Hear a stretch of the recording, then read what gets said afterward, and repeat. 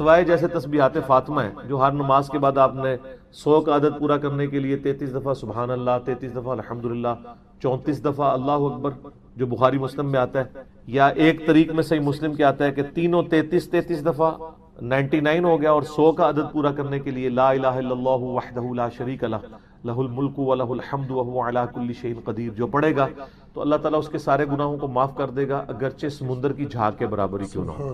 لیکن یہ گناہ صغیرہ ہوں گے، جو بڑے گناہ ہیں وہ توبہ سے معاف ہوتے ہیں۔ صغیرہ گناہ نیکیوں سے خود بخود دھلتے جاتے ہیں، نماز پڑھنے سے بھی دھل جاتے ہیں۔ جو بڑے بڑے گناہ ہیں ان کے لیے توبہ کرنا واجب، اور اکثریت بڑے گناہوں کی آپ دیکھ لیں، چوری، زنا، قتل، وعدہ خلافی، جھوٹ، یہ سب کے سب جو ہے یہ بڑی بڑی وعیدیں جن کے اوپر آئی ہیں سب کے سب گناہ کبیرہ ہیں، وہ صرف توبہ سے معاف ہوں گے، وہ نیک اعمال کرنے سے معاف نہیں ہوتے آٹومیٹکلی۔ تو بہرحال یہ جو وظائف ہیں یہ تو کرنا آسان ہوتے ہیں، لیکن اب جس طرح آیا ہے صحیح بخاری مسلم میں کہ نبی علیہ السلام فرمایا جو 100 دفعہ صبح پڑھ لے سبحان اللہ وبحمدہ اور 100 دفعہ شام کو، تو قیامت الدن کوئی شخص اس سے بڑھ کے عمل میں نہیں آ سکتا سوائے اس کے جس نے اس سے بڑھ کر یہ وظیفے کو پڑھا ہو۔ اسی طرح کی فضیلت لا الہ الا اللہ وحدہ لا شریک لہ لہ الملک ولہ الحمد وہو علی کل شیء قدیر کے بارے میں بخاری مسلم میں آتی ہے۔ اب یہ جو وظیفہ ہے وحدہ لا شریک لہ والا، اس کو آپ 100 دفعہ پڑھنے کے لیے آپ کو ایک ٹائم چاہیے، اور انگلی پہ آپ پکڑ کے بیٹھے رہے تو بندہ تھک ہی جاتا ہے، اس کی بجائے کاؤنٹر پہ کرنا یا تسبیح پہ کرنا آسان ہے۔ تو اسلام میں اس کی اجازت موجود ہے۔ ابو داؤد اور ترمذی کے اندر حدیث موجود ہے، نبی صلی اللہ علیہ وآلہ وسلم نے فرمایا کہ انگلیوں پر پڑھا کرو، ہاتھوں کی انگلیاں تمہاری ذکر کی گواہی دے گی قیامت والے دن، ان کو بلوایا جائے گا۔ تو اس حوالے سے انگلیوں پہ پڑھنا یعنی ایک افضل عمل ہے کہ انگلیوں پہ گواہی دی جائے گی، لیکن اس سے یہ بھی بات ثابت ہوئی کہ پھر دونوں ہاتھوں کی انگلیوں پہ پڑھے نا۔ میں کیا صرف یہ چاہتا ہوں کہ میرا دایاں ہاتھ ہی گواہی دے، بایاں بھی دے، رفع الیدین بھی میں دونوں ہاتھوں سے ہی کرتا ہوں نا، صرف دایاں ہاتھ سے تو نہیں کرتا۔ اور یہ کوئی ناپسندیدہ کام تو ہے نہیں ہے، جو احادیث آتی ہے کہ نبی علیہ السلام پسندیدہ کام دائیں طرف سے مطلب فرماتے تھے، تو ذکر کرنا تو پسندیدہ کام ہی ہے نا، دائیں سے بھی کریں بائیں سے بھی کریں۔ وہ کہتے ہیں جی دائیں پہ ہونا چاہیے، صحیح بخاری میں حدیث ہے نبی علیہ السلام کرتا جب پہنتے تھے تو دائیں طرف سے شروع کرتے تھے، تو پھر بائیں طرف کی آستین نہیں پہنتے تھے، صرف دائیں پہنتے تھے، بھائی بھی پہنتے تھے نا، وہ شروع دائیں سے کرتے تھے نا۔ تو آپ بھی تسبیحات دائیں ہاتھ سے شروع کریں بائیں پہ ختم کریں۔ ہم نے تو دیکھا ہے اس میں ذرا آسانی رہتی ہے آپ کو یاد رکھنے میں، جب دائیں سے شروع کر کے بائیں پہ ختم کرتے ہیں۔ بعض اوقات انسان کو ایمبیگوس بھی ہو جاتا ہے معاملہ جب آپ ایک ہاتھ پہ ہی 2 دفعہ کر رہے ہوتے ہیں۔ تو بعض اس وظیفے کو بھی جو تسبیحات فاطمہ سلام اللہ علیہا ہے اس کو بھی تسبیح پہ شمار کر لیتے ہیں الیکٹرانک کاؤنٹر پہ، بالکل ٹھیک ہے، اس کے اندر کوئی حرج نہیں ہے، آپ کر سکتے ہیں جو آپ کو آسانی ہے۔ اسی طریقے سے سنن ابی داؤد کے اندر ایک حدیث ہے، نبی علیہ السلام نے ایک عورت کو دیکھا، اس کے سامنے گٹھلیاں رکھی ہوئی تھیں اور وہ پڑھ رہی تھی، تو نبی علیہ السلام نے فرمایا میں تمہیں اس سے آسان عمل بتاتا ہوں۔ آپ نے ایک وظیفہ بتایا کہ یہ پڑھ لو، تو بہت زیادہ پڑھنے سے یہ بہتر ہے، لیکن ان گٹھلیوں کو آپ نے غلط نہیں فرمایا، ان کو منع نہیں کیا، تو وہ حدیث تقریری بن گئی۔ نبی پہ واجب ہوتا ہے جب کوئی غلط کام دیکھے تو یہ کیٹاگوریکل مینشن کرے یہ غلط کر رہی ہو، جب وہ کہے کہ میں اس سے بہتر عمل تمہیں بتاتا ہوں، اس سے آسان لفظ ہے، تو اس سے یہ نہیں ہے کہ وہ غلط ہو گیا۔ جیسا کہ صحیح مسلم میں حدیث ہے، نبی علیہ السلام ایک دفعہ اپنے گھر سے نکلے، فجر کی نماز کے بعد گھر آئے، اس کے بعد گھر سے نکلے اور کافی دیر بعد آپ واپس آئے۔ جب آپ نکلے تو آپ نے دیکھا کہ آپ کی جو بیوی ہیں سیدہ جویریہ سلام اللہ علیہا، وہ مصلی پہ بیٹھ کے اذکار کر رہی ہیں۔ پھر سورج کافی بلند ہوا، آپ علیہ السلام واپس آئے اور آپ فرمایا تم صبح سے بیٹھی ہوئی ہو مصلی پہ؟ یا رسول اللہ بیٹھی ہوں، ذکر کر رہی ہوں۔ آپ نے فرمایا تم صبح سے بیٹھی ہو اور میں نے ابھی آ کے 4 کلمات 3 دفعہ پڑھے اور تم سے زیادہ ثواب مجھے مل گیا۔ سبحان اللہ وبحمدہ عدد خلقہ ورضا نفسہ وزینۃ عرشہ ومداد کلماتہ، یہ 4 کلمات میں نے سبحان اللہ وبحمدہ تو کامن ہو گیا نا، عدد خلقہ ورضا نفسہ وزینۃ عرشہ ومداد کلماتہ، یہ 4 کلمات بن گئے۔ میں نے یہ 3 دفعہ پڑھا ہے اور مجھے تم سے زیادہ ثواب مل گیا، یہ صحیح مسلم میں حدیث موجود ہے۔ تو یہ زیادہ آسان عمل ہوا نا۔ اب اس کی بنیاد پہ کوئی یہ تو نہیں کہہ سکتا کہ فجر سے لے کے اشراق تک یا سورج بلند ہونے تک مصلی پہ بیٹھنا منع ہے، وہ الگ سے ایک سنت بھی ہے۔ صحیح مسلم میں حدیث ہے کہ نبی علیہ السلام فجر پڑھ کے اپنے مصلی پہ بیٹھے رہتے حتیٰ کہ سورج بلند ہو جاتا۔ ایک کمزور روایت بھی ہے ابو داؤد کے اندر کہ جو اس کے بعد 2 نفل پڑھے ایک عمرے کا ثواب اس کو ملے گا، ترمذی کے اندر بھی وہ روایت کمزور ہے، لیکن فی نفسی مسلم شریف میں یہ ثابت ہے کہ نبی علیہ السلام فجر پڑھ کے سورج کے بلند ہونے تک اپنے مصلی پر بیٹھا کرتے تھے، اور صحابہ کرام کہتے ہیں کہ ہم زمانے جاہلیت کے اپنے واقعات کو یاد کر کے نا تو وہ مزاح بھی کیا کرتے تھے کہ اسی تے کتنے اینج ہوندے ساں اسی اے کرتے تھے، شکر ہے اللہ نے سانو ہدایت دی۔ تو اس میں بعض اوقات بڑے بزائیہ واقعات بھی ہوتے تھے، اور نبی علیہ السلام وہ واقعات سنتے تھے اور آپ بھی ہمارے ساتھ مسکرا دیا کرتے تھے. اس میں الفاظ ہیں ہم مجلس کیا کرتے تھے, اسی پہ میں نے اس کا نام مجلس رکھا تھا. مجلس نمبر 1 میں نے اسی حدیث کو کوٹ کیا تھا. تو نبی علیہ السلام بھی مجلس فرمایا کرتے تھے. اس میں بخاری مسلم میں آتا ہے کہ نبی علیہ السلام اس مجلس کے اندر بعض اوقات خوابوں کی تعبیر بھی ارشاد فرمایا کرتے تھے فجر کی نماز کے بعد. تو اب اس زمانے کے اندر بعض اوقات یہ مشکل ہو جاتا ہے میرے جیسے لوگوں کے لیے, تو حالات و واقعات اتنے سازگار نہیں ہے کہ میں فجر کی نماز پڑھ کے مسجد میں بیٹھا رہوں. اکثر علماء کو خطرہ ہو جاتا ہے پتہ نہیں مسجد پہ کوئی قبضے کا پروگرام تو نہیں بن گیا, تو ہم پھر گھر ہی آ جاتے ہیں اور تین دفعہ پڑھ لیتے ہیں سبحان اللہ وبحمدہ عدد خلقہ ورضا نفسہ وزنۃ عرشہ ومداد کلماتہ, تو اس سے زیادہ ثواب مل بھی جاتا ہے. ہمارے جیسے جو سہل پسند لوگ ہیں ان کے لیے بھی تو آسانی موجود ہے نا. نبی علیہ السلام نے فرمایا, صحیح بخاری اور مسلم کی حدیث ہے, کہ جو شخص مہینے میں 3 روزے رکھ لے وہ ایسا ہی ہے گویا اس نے پوری زندگی کے روزے رکھے. مہینے میں 3 روزے. اور آپ علیہ السلام کی روٹین تھی کہ ایام 20 کے آپ روزے رکھا کرتے تھے. صحیح مسلم میں آتا ہے, سنن نسائی میں آتا ہے, چاند کی 13, 14 اور 15 کو ایام 20 یعنی جب چاند گول ہوتا ہے. تو یہ ہمیشہ روزہ رکھنے کے مترادف ہے. اس کے علاوہ صحیح بخاری مسلم میں مسلم شریف کے اندر آتا ہے کہ نبی علیہ السلام ہر جمعرات اور پیر کا بھی روزہ رکھتے تھے. اور ایک اور اس سے بھی آسان عمل ہے, نبی علیہ السلام نے فرمایا, صحیح مسلم میں حدیث ہے, یہ حدیث ترمذی میں بھی ہے, ابو داؤد میں بھی ہے, نسائی میں بھی ہے, ابن ماجہ میں بھی ہے. اہل سنت کی مین سٹریم کی 6 کتابوں میں سے 5 کتابوں میں ایکسکلوڈنگ بخاری باقی 5 کی 5 کتابوں میں حدیث ہے, جو شخص رمضان کے روزے رکھے اس کے بعد شوال کے 6 روزے رکھ لے تو وہ ایسا ہی ہے جیسا اس نے پوری زندگی کے روزے رکھے, پورے سال کے روزے رکھے. یہ اس سے بھی آسان ہے. ایک ہے کہ آپ مہینے کے 3 روزے رکھیں, وہ تو آپ کو 36 رکھنے پڑیں گے. ایک یہ ہے کہ شوال کے 6 رکھ لیں پورے سال کے روزے. تو اللہ کے فضل سے جب سے ہوش سنبھالی ہے اس کی استقامت کی کوشش کرتے ہیں. اور اس میں یہ شرط نہیں ہے کہ آپ نے جو ہے فوراً بعد رکھنے ہیں. بعض کہتے ہیں جی وہ یکم شوال کو عید ہے, آپ نے 2 سے روزے شروع کر دینے ہیں جی. بعض اس کہتے ہیں تھوڑے نرم ہے, وہ کہتے ہیں نہیں 2 کا رکھ لیں, ایک فوراً بعد رکھ لو, باقی پاویں پورے مہینے رکھ دو نا. اس میں صرف اتنے الفاظ ہیں کہ آپ نے شوال کے 6 روزے رکھنے ہیں. کوئی نبی علیہ السلام نے پابندی نہیں کی, چاہے فوراً بعد شروع کرے. ویسے فوراً بعد میں آسانی رہتی ہے کیونکہ ایک روٹین بنی ہوتی ہے نا. آپ نے دیکھا رمضان کے بعد جب آپ اگر روزے نہ رکھے نا تو کئی دن تک تو آپ کو کھاتے ہوئے بھی تھوڑی یعنی ریلیکٹنٹ ہوتے ہیں آپ کہ یار یہ میرا روزہ ہی نہ ہو گئی. دوسرا جس طرح انہوں نے کہا کہ میدے کو ایک عادت پڑی ہوئی ہوتی ہے بھوکا رہنے کی, وہ 6 روزے ساتھ رکھ لینا آسان ہے. میں نے تو یہ دیکھا ہے ہمارے آفس میں خصوصاً رمضان کے اندر ذرا لمبی چھٹیاں ہوتی ہیں تو میں کوشش کرتا ہوں کہ گھر میں یعنی آفس کھلنے سے پہلے وہ روزے مکمل کر کے جاؤں. جب آفس بندہ پہنچ جاتا ہے پھر ذرا اور روٹین شروع ہو جاتی ہے. گھر میں روزہ رکھنا آسان ہے, فجر پڑھ کے روزہ رکھ کے سو جائیں, زور تک تو ویسے ہی روزہ گزر جاتا ہے. ٹھیک ہے نا جی, چھٹیاں ہو جاؤ تو روزہ آسان ہو جاتا ہے. اور اس کو آپ جناب ریلیجیسلی فالو کریں کہ کتنی آسانی ہے آپ کے لیے کہ 6 روزے رکھ لیں تو پورے سال کے روزے, تو آپ پوری زندگی کے روزے رکھیں گے. اور یہ حدیث حضرت عبداللہ بن عمر بن عاص کے بارے میں بخاری مسلم میں آتی ہے کہ وہ روزانہ روزہ رکھتے تھے. تو نبی علیہ السلام فرمایا روزانہ روزہ رکھنے والا تو ایسا ہے جس نے روزہ رکھا ہی نہیں. اسلام کو یہ پسندیدہ نہیں ہے. تم نے اگر روزے رکھنے ہی ہیں تو مہینے میں 3 روزے رکھ لو تو تمہیں روزانہ روزے کا ثواب ملے گا. ان کا یا رسول اللہ میرے میں اس سے بھی زیادہ طاقت ہے. آپ نے فرمایا چلو بہت طاقت ہے نا, ایک دن روزہ رکھا کرو, ایک دن نہ رکھا کرو, اس سے زیادہ کی اجازت نہیں ہے. اور یہ داودی روزے ہیں.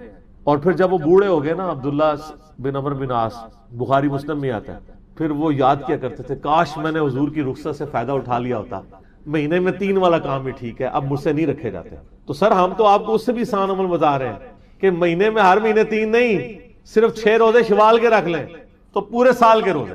تو یہ میں آسانی کا بتا رہا ہوں کہ نبی علیہ السلام نے وہ گٹھلیوں کو برا نہیں کہا.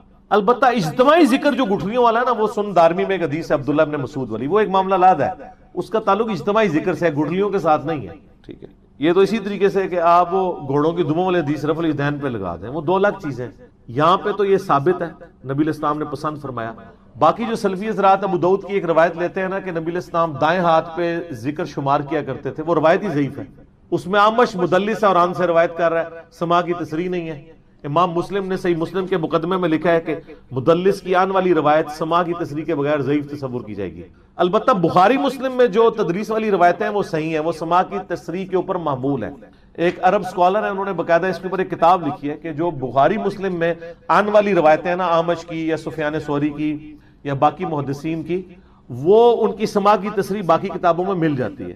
بخاری مسلم کے علاوہ اگر اعمش کی آنے والی روایت ہوگی تو آپ کو سما کی تصریح اس کی تلاش کرنی پڑے گی. اس کی کوئی نہیں ملی. اور میں خود شیخ زبیر علی زئی صاحب کو ملنے کے لیے جب گیا 17 جون 2009 کو میں نے ان کا ڈیٹیل انٹرویو کیا 100 کوسچن ود شیخ زبیر علی زئی. تو مغرب کی نماز کا وقت آیا تو مجھے شیخ صاحب نے نا مصلی پہ آگے کر دیا جی تم نماز پڑھاؤ. میرے لیے سعادت ہے. میں نے نماز پڑھائی. نماز پڑھ کے میں فارغ ہوا تو شیخ صاحب کو میں نے اپنی آنکھوں سے دیکھا کہ وہ تسبیحات فاطمہ دونوں ہاتھوں پہ شمار کر رہے تھے شیخ زبیر علی زئی صاحب کو. پھر میں نے ان سے ڈسکس کیا. میں نے کہا جی میرا بھی موقف یہی ہے کہ دونوں ہاتھوں کو گواہی دینی چاہیے قیامت والے دن. جو ابو داؤد میں اور ترمذی میں آتا ہے کہ انگلیاں گواہی دیں گی. باقی جو صرف دائیں ہاتھ پہ شمار کرنے والی روایت ہے وہ تو روایت ہی کمزور ہے. تو آگے اس کے اوپر آپ بلڈنگ کھڑی نہیں کر سکتے. ہمارے سلف میں سے آپ دیکھیں یحییٰ بن سعید القطان بخاری اور مسلم کے راوی ہیں. بڑے مشہور یہ یعنی تبع تابعین میں سے. المتوفى 198 ہجری 198 ہجری میں فوت ہوئے ہیں. امام بخاری امام مسلم نے ان سے احادیث لی ہیں. ان کے بارے میں تاریخ ابن معین میں یحییٰ بن معین رحمہ اللہ جو امام بخاری کے استاد ہیں اور اسماء و رجال میں ان کے پائے کا کوئی عالم نہیں ہے لیکن یہ صرف اہل علم ان کو جانتے ہیں. ہمارے نزدیک تو امام احمد بن حنبل امام شافعی زیادہ مشہور ہو گئے ہیں نا. اسماء و رجال میں جو امام ہے نا حدیث کی فیلڈ میں وہ یحییٰ ابن معین ہے. یہ باقی لوگ تو کسی کھاتے میں نہیں اس فیلڈ کے اندر.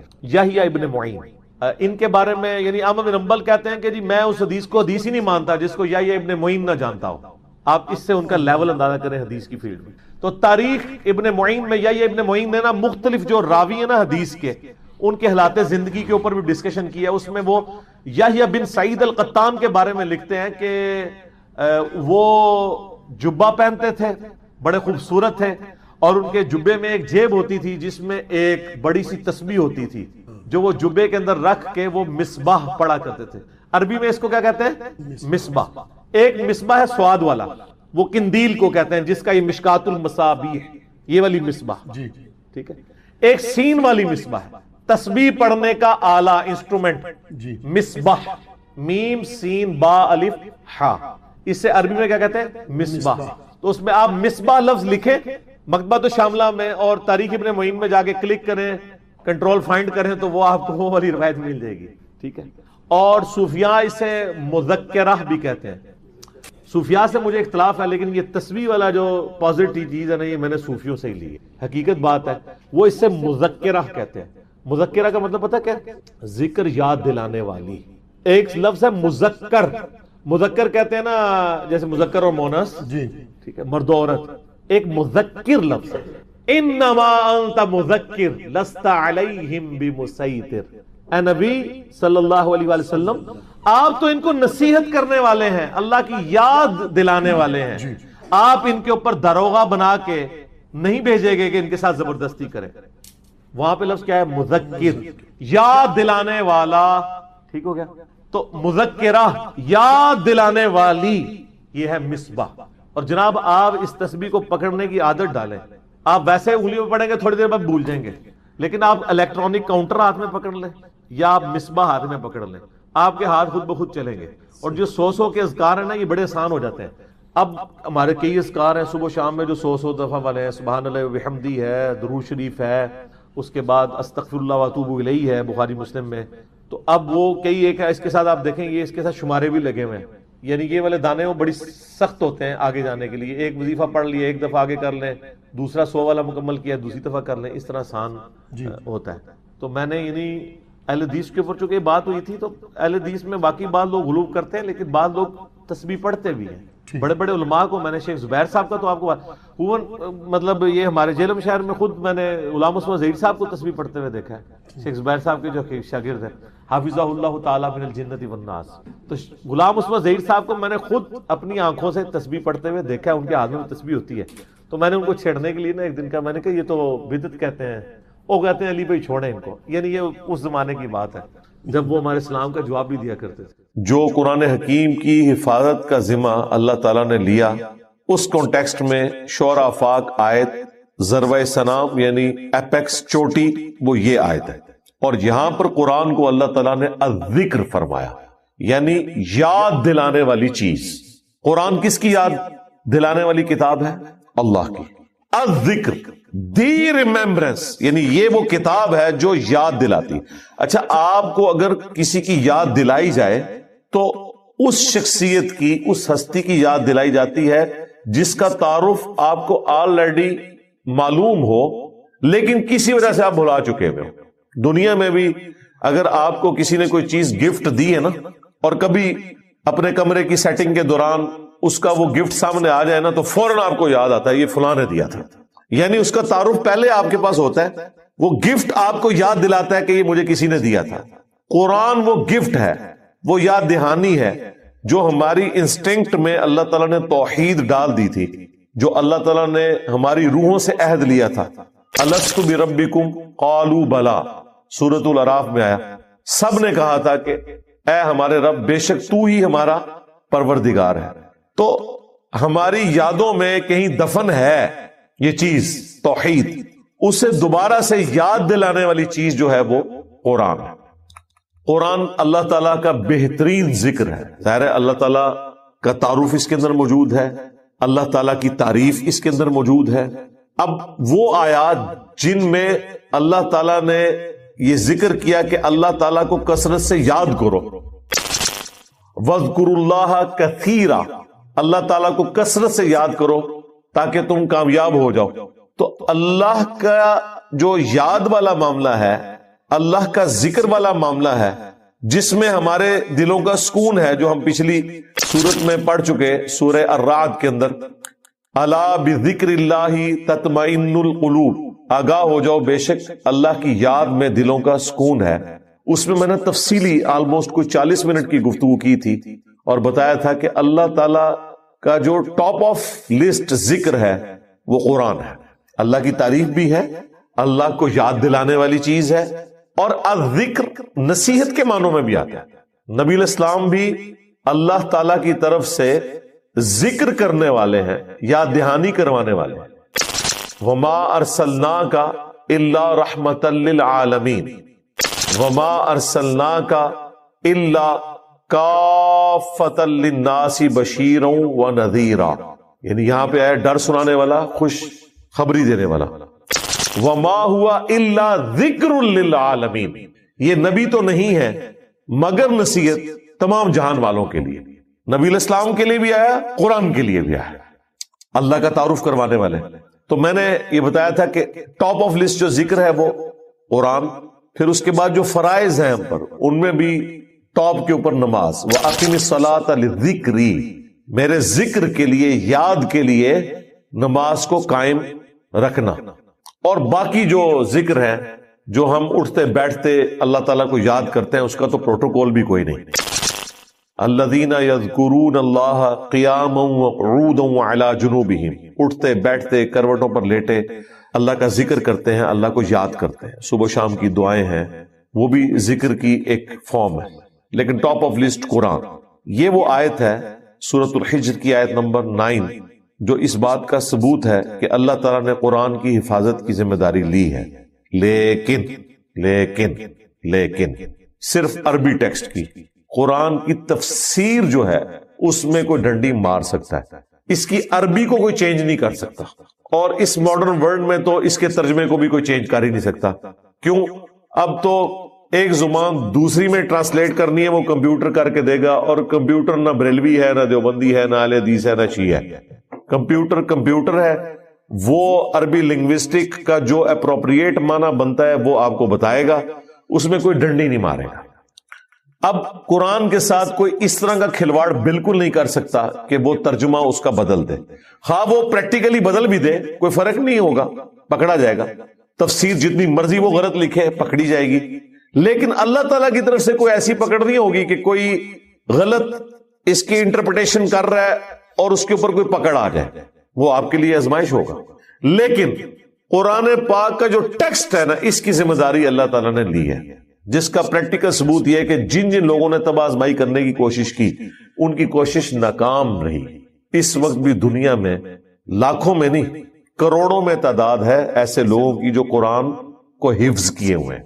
آپ دیکھیں قرآن جب پرنٹ ہوتا ہے نا، اس کے اینڈ پہ لکھا ہوتا ہے، کم از کم 4-5 حفاظ کی طرف سے سگنیچر ہوتے ہیں کہ ہم نے اسے حرف بہ حرف پڑھا ہے اور یہ بالکل درست ہے۔ اچھا، یہ کتاب کو ہم حضرت عثمان غنی رضی اللہ تعالیٰ عنہ کے نسخے سے جا کے میچ نہیں کرتے جو ٹرکی میں رکھا ہوا ہے یا رشیا میں، وہاں کس کی اپروچ ہے، اور یہ لے بھی جائیں تو میچ کر ہی نہیں سکتے، اس پہ تو زبر زیر پیش ڈلے ہی نہیں ہوئے ہیں، اور وہ تو ایک دوسرے خط میں لکھا ہوا ہے، وہ جو یہاں کے لوگ تو جانتے ہی نہیں ہیں۔ حفاظ کی کریمنگ اسے محفوظ بناتی ہے، اور وہ اس کی پروف ریڈنگ کرتے ہیں ایک ایک چیز کی، جو انہوں نے نسل در نسل ٹرانسفر کیا ہے۔ نبی علیہ السلام نے صحابہ کو سکھایا، صحابہ نے تابعین کو، تبع تابعین کو، اس طریقے سے یہ ساری کی ساری چیز ٹرانسفر ہوئی اجماع امت سے، عملی تواتر سے۔ قرآن کی حفاظت اللہ تعالیٰ نے جو ذمہ لیا، اس کو اللہ تعالیٰ نے پورا کروایا امت کے ذریعے، کیونکہ ہمارے سامنے تو قرآن نازل نہیں ہوا، یہ خدمت اللہ نے امت کے سپرد کی۔ بڑے بڑے لوگ ڈنڈیاں مار کے گئے، قرآن کے کسی لفظ کو چینج نہیں کر سکتے۔ آج ہم گمراہ فرقوں کو جو اتنے اعتماد کے ساتھ للکارتے ہیں کہ قرآن میں یہ لکھا ہوا ہے، آپ مجھے بتائیں اگر قرآن تبدیل ہو جاتا تو انہوں نے تو ہمارے دنیا میں چھوڑے جانے سے پہلے ہی اپنی مطلب کی آیات بیچ میں داخل کر لینی تھی۔ آج ان کے لیے مصیبت بنی ہوئی ہے، نہ انہیں غلط کہہ سکتے ہیں۔ وہ کہتے ہیں نہیں تفسیر کی بنتی ہے، تفسیر کا فلاں عالم نے لکھی، ہم کہتے ہیں نہیں قرآن میں تو یہ لکھا ہوا ہے، بھاگ نہیں سکتے۔ اور یہی وجہ ہے کہ قیامت والے دن ہر شخص اللہ کی بارگاہ میں اکاؤنٹیبل ہے۔ جو شخص یہ کوئی گلہ شکوہ کر سکتا تھا نا کہ میں نے وقت کے پیغمبر کو اپنے سامنے نہیں پایا، اللہ نے اس کا گلہ شکوہ دور کر دیا۔ پیغمبر کا خلیفہ وصی قرآن کی شکل میں قیامت تک کے لیے محفوظ کر دیا۔ نبی الاسلام بھی تو اپنے بعد یہی قرآن ہی دے کے گئے نا۔ اگر قرآن کی حفاظت کی ذمہ داری اللہ تعالیٰ نہ لیتا تو پھر اللہ تعالیٰ کو پیغمبر بھیجنے پڑنے تھے، ادروائز اللہ تعالیٰ کی صفت عدل چیلنج ہو جاتی، کیونکہ اگر میرے تک تعلیمات ہی صحیح نہیں پہنچی ہیں تو میں اللہ کے حضور کیسے پکڑا جاؤں گا؟ اللہ تعالیٰ نے اس چیز کو انشور کیا قرآن کو محفوظ کر کے، کیونکہ پیغمبر کوئی نہیں آنا تھا۔ لہذا ختم نبوت کے اوپر ایک دلیل یہ بھی ہے کہ قرآن کو اللہ نے محفوظ کر دیا۔ لوگ کہتے ہیں اگلی کتابیں الہامی، کیا وہ لاڈلی کتابیں نہیں تھی؟ بالکل تھی، انہیں کیوں نہیں محفوظ کیا؟ اس لیے کہ اس وقت اگر کوئی کتاب کے ساتھ ہیرا پھیری کرتا تھا نا تو وقت کا پیغمبر موجود ہوتا تھا۔ بخاری مسلم میں حدیث ہے کہ بنی اسرائیل کی سیاست جو تھی نا وہ بھی انبیاء کے ہاتھ میں تھی۔ کوئی بھی نبی اس وقت تک فوت نہیں ہوتا تھا جب تک کہ وہ اپنے حکومتی معاملات کو اگلے نبی کو ٹرانسفر نہ کرتے۔ تو آپ امیجن کریں کہ ہر وقت پیغمبر موجود ہو دنیا میں، کوئی ڈنڈی مار ہی نہیں سکتا، کوئی تشریح بھی غلط کرے گا تو لوگ کہیں گے جی پیغمبر سے فیصلہ کرواتے ہیں، تو اختلاف کے چانسز ہی ختم ہے۔ اگر اب اللہ نے یہ ڈیسیژن کیا کہ پیغمبر میں نے کوئی نہیں بھیجنا، تو اس کا منطقی نتیجہ یہ تھا کہ اب کتاب پھر محفوظ ہونی چاہیے، کیونکہ اگر اب کتاب بدل گئی تو ہدایت تو ختم ہو گئی، سارے جنتی ہو گئے، کیونکہ اللہ کے حضور آپ مقدمہ جیت جائیں گے کہ مجھے کیا پتا تھا، میں نے جس زمانے میں آنکھ کھولی اس میں تو ایاک نعبد و ایاک نستعین کے ساتھ یا علی مدد بھی لکھا ہوا تھا، یا شیخ عبد القادر جیلانی مدد بھی لکھا ہوا تھا۔ آپ کوئی کہہ سکتا ہے نہیں جناب، جو پکارتے ہیں نا انہوں نے بھی حاشیے میں لکھا ہوتا ہے، قرآن میں نہیں داخل کر سکتے۔ تو اللہ تعالیٰ نے اس کتاب کو محفوظ اس لیے کیا چونکہ پیغمبر اب کوئی نہیں آنا تھا، ادروائز کتابیں تبدیل ہو جاتی، جس طرح اگلی ہوئی تھی یہ کتاب بھی تبدیل ہو جاتی، تو پھر تو اللہ تعالیٰ کے حضور ہم کوئی نہ کوئی مقدمہ اپنا پیش کر سکتے تھے کہ یا اللہ ہم تک تو بات ہی صحیح نہیں پہنچی۔ تو اللہ تعالیٰ نے اس قرآن کو محفوظ کیا، اور یہی وجہ ہے کہ نبی علیہ السلام کا جو دعوی نبوت ہے نا، اس کے اوپر جو سب سے بڑی دلیل ہے، آپ علیہ السلام کا سب سے بڑا جو معجزہ ہے جو ہم ہر وقت دنیا کو پیش کر سکتے ہیں، وہ اللہ کی کتاب۔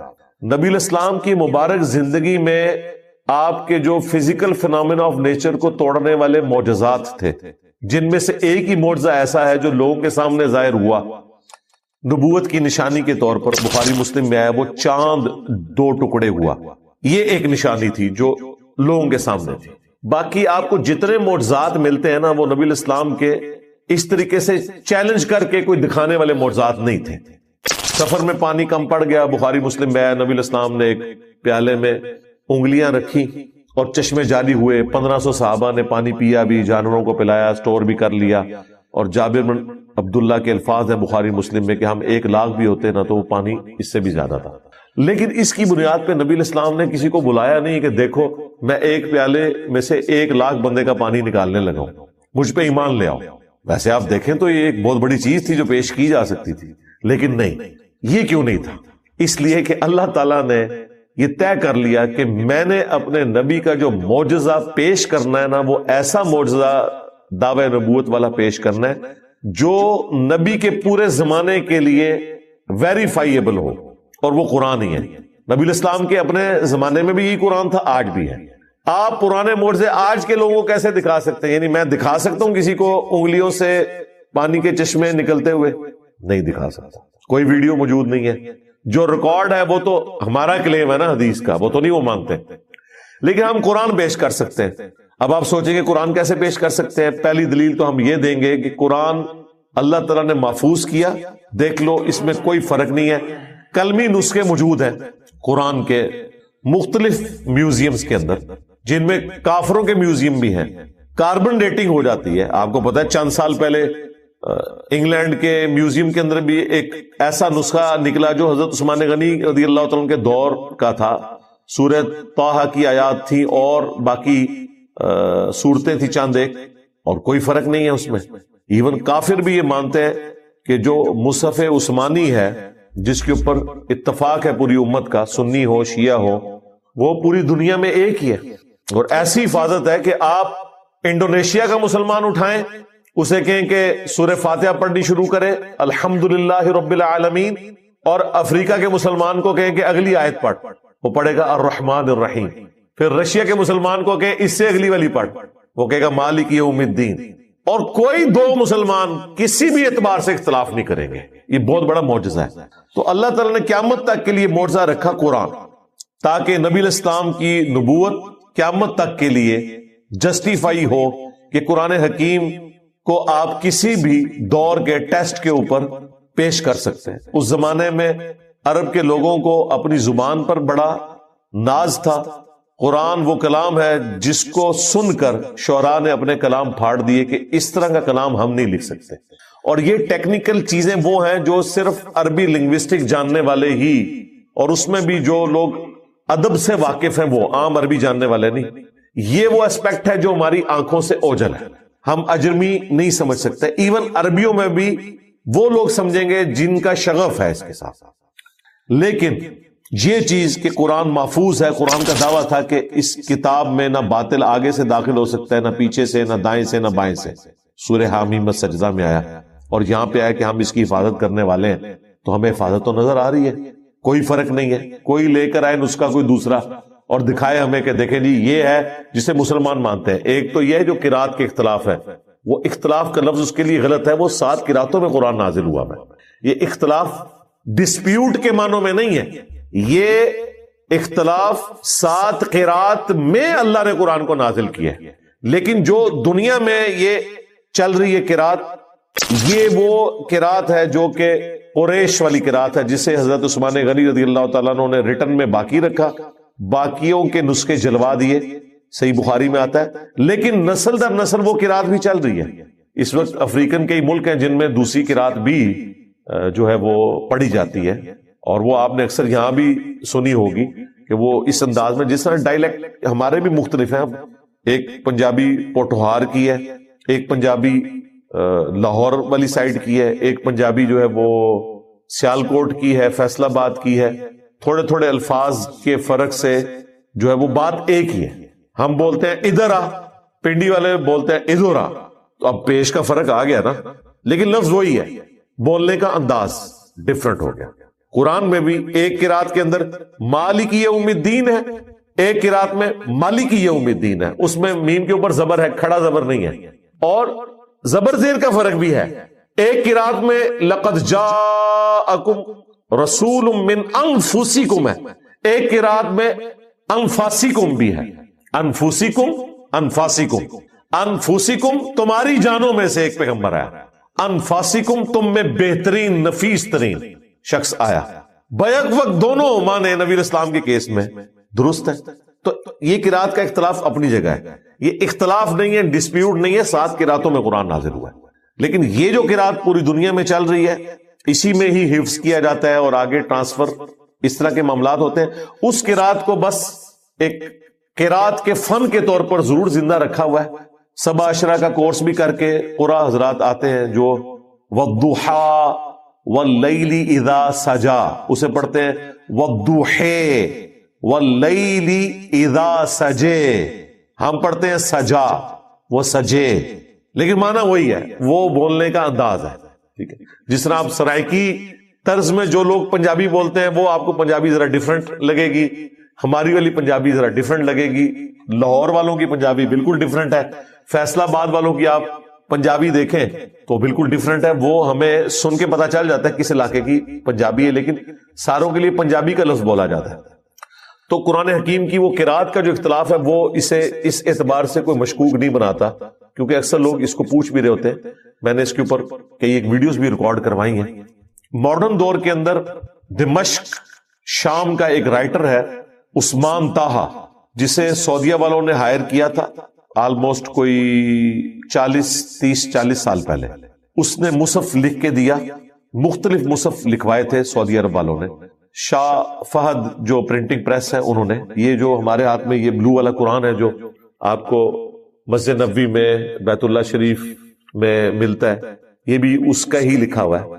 یہ بلو بائنڈنگ سے سعودیہ سے شائع ہوتا ہے اور یہی قرآن ریڈ بائنڈنگ میں ایران سے شائع ہوتا ہے. دونوں پہ لکھا ہوا ہے کہ عثمان طاہا کا لکھا ہوا قرآن، وہ کاتب وہی ہے.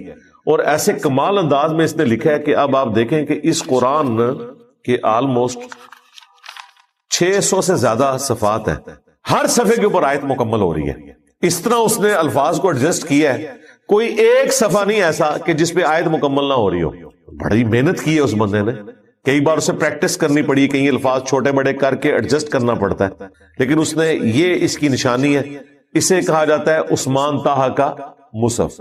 عثمان طاہا اس کا کاتب بھی ہے اور یہ مصحف عثمانی بھی ہے، یعنی حضرت عثمان غنی رضی اللہ تعالیٰ عنہ کا جو مصحف جو انہوں نے قریش کی قرات میں باقی رکھا تھا. اور پاکستان میں جو زیادہ قرآن چلتا ہے وہ تاج کمپنی کا لکھا ہوا قرآن ہے، وہ بھی کمال لکھا ہے، بلکہ اس کی رائٹنگ اس سے زیادہ خوبصورت ہے. مجھے تو وہ رائٹنگ زیادہ پسند آئی ہے.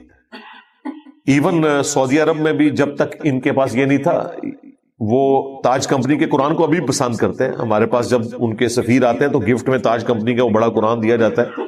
کیا وہ کاتب ہے جس نے وہ قرآن لکھا ہے، مزہ آ جاتا ہے پڑھنے کا اس کو. اور یہاں پہ جتنے حفاظ ہیں نا وہ تاج کمپنی والے قرآن سے نا حفظ کرتے ہیں. اسے کہتے ہیں 16 سطروں والا قرآن، یعنی 16 لائنوں والا قرآن ہے. اس قرآن میں 16 لائنیں ہوتی ہیں ہر صفحے کے اوپر.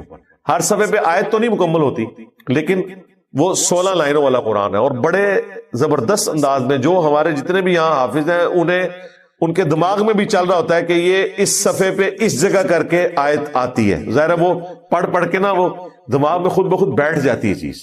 جو بھی آپ قرآن پڑھتے ہیں، میں بھی جو قرآن بار بار پڑھتا ہوں مجھے اندازہ ہو جاتا ہے کہ اس صفحے پہ جا کے اس پورشن پہ وہ آیت آتی ہے. صفحہ نمبر نہ یاد ہو لیکن آئیڈیا ہوتا ہے کہ میں نے جو پڑھی تھی وہ ادھر آتی ہے جا کے. تو اس طریقے سے وہ لائنوں والا جو 16 لائنوں والا قرآن ہے. سعودی عرب کا جو قرآن ہے وہ 15 لائنوں والا ہے لکھا ہوا، یہ والا بلو قرآن. مختلف یعنی دنیا میں چیزیں چل رہی ہیں لیکن قرآن وہی ہے. یہ انہوں نے خط نسخ میں لکھا ہے جو ہم گول گول الفاظ لکھتے ہیں، لیکن آپ سعودی عرب میں جائیں تو انہوں نے جو اپنا قرآن ہے وہ گرین بائنڈنگ میں ہے. وہ چپٹے الفاظ ہوتے ہیں، اسے کیا کہتے ہیں جی، خط ریحان کہتے ہیں.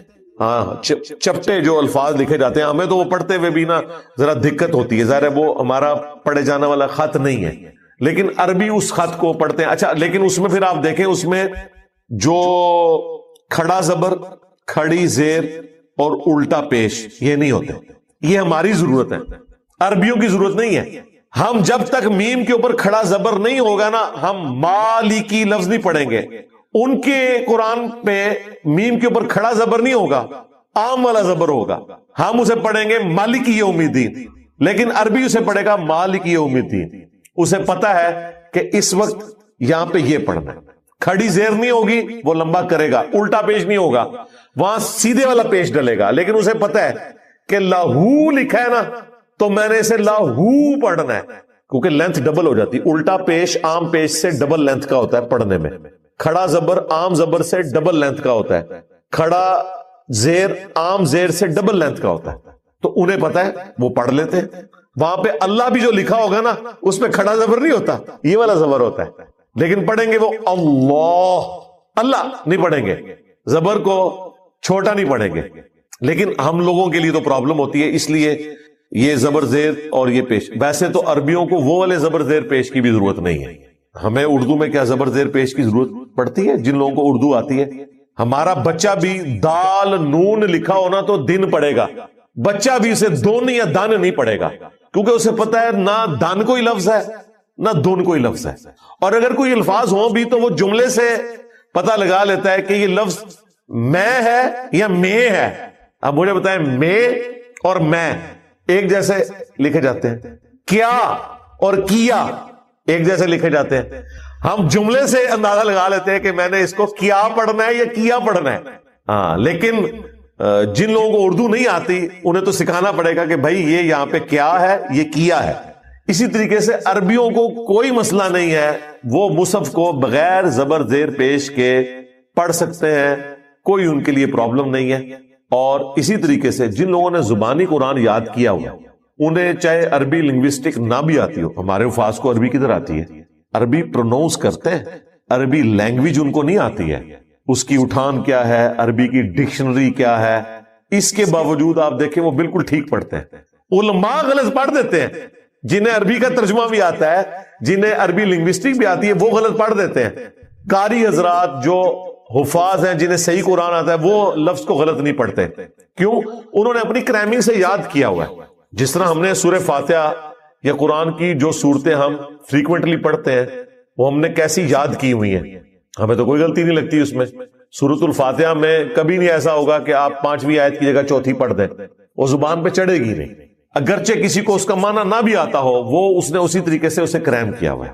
اور یہ قرآن میں جو اللہ تعالیٰ نے ایک ڈیوائن میوزک, ملکوتی غنا جو رکھا, جو اس میں ایک وزن ہے جس کی وجہ سے قرآن کو آپ طرز لگا کے پڑھ بھی سکتے ہیں, یہ اسی وجہ سے تھا تاکہ عرب کے لوگ اسے زبانی یاد کریں.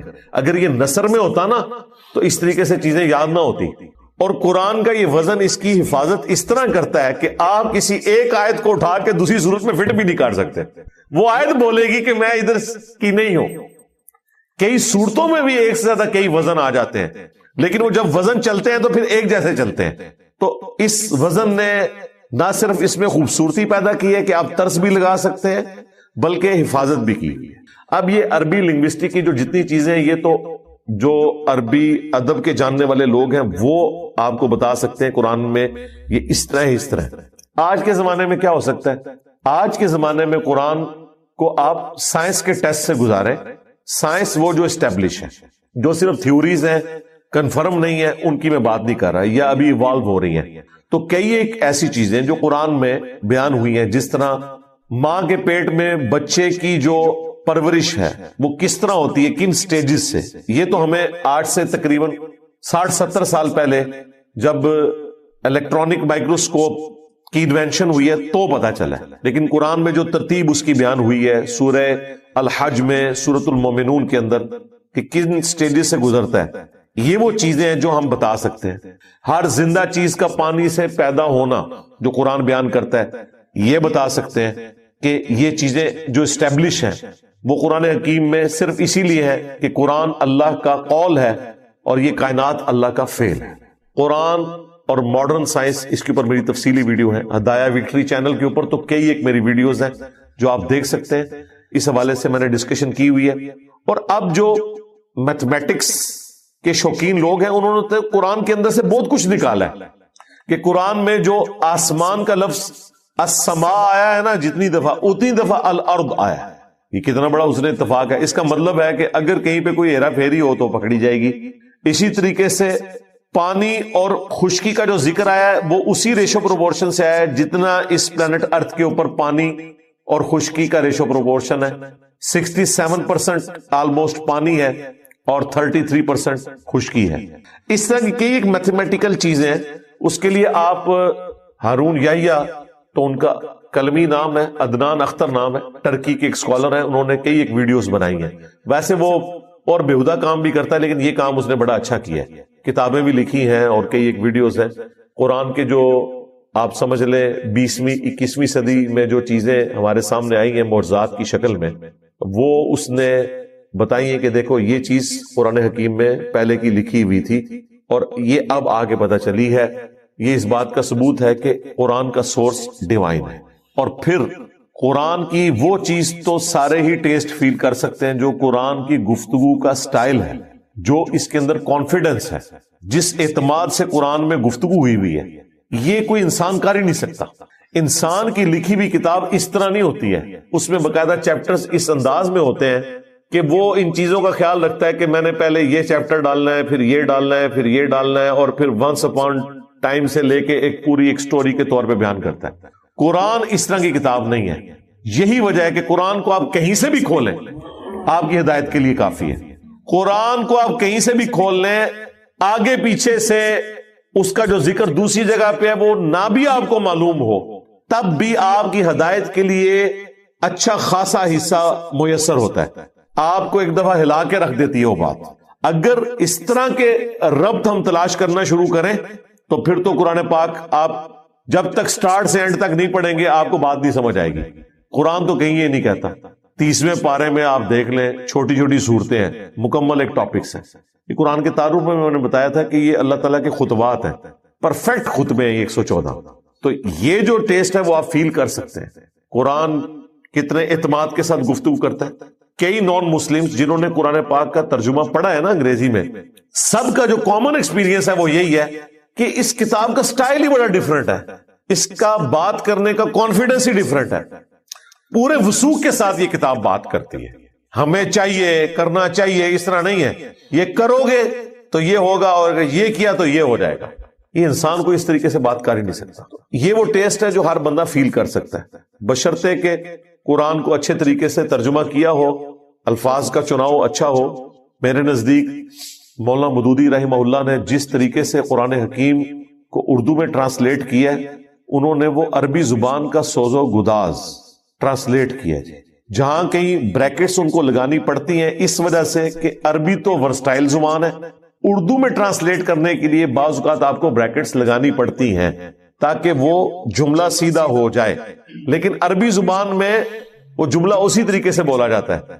اب اردو زبان میں تو بڑا ظلم ہے نا کہ آپ ترجمہ لوگوں کو یہ بتائیں کہ ہم نے آپ کو نہیں بھیجا مگر رحمت للعالمین بنا کر تمام جہانوں کے لیے یا تمام جہان والوں کے لیے۔ باللفظ تو ترجمہ یہ درست ہے، لیکن اردو میں تو ہم اس طرح نہیں بولتے۔ اردو میں ہم یوں بولیں گے کہ ہم نے آپ صلی اللہ علیہ وآلہ وسلم کو تمام جہان والوں کے لیے رحمت بنا کر بھیجا ہے، لیکن لفظی ترجمہ وہی ہوگا کہ ہم نے نہیں بھیجا مگر رحمت بنا کر تمام جہان والوں کے لیے۔ عربی میں جب اس طریقے سے گفتگو ہوتی ہے وہ گفتگو میں وزن کے لیے، اور یہ نارمل گفتگو ہے۔ عربی میں تو یہ ٹھیک ہے، لیکن اردو میں ہمیں الفاظ کا چناؤ ایسا کرنا چاہیے کہ وہ آپ اردو میں اس کا سوز و گداز فیل کر سکیں۔ اس کے لیے پھر آپ کو بریکٹس لگانی پڑتی ہیں، بعض اوقات الفاظ کو سیدھا کرنا پڑتا ہے۔ میں بھی یہاں پہ باللفظ ترجمہ نہیں کرتا ہوں، بالمفہوم کرتا ہوں، کیونکہ میں اردو میں بات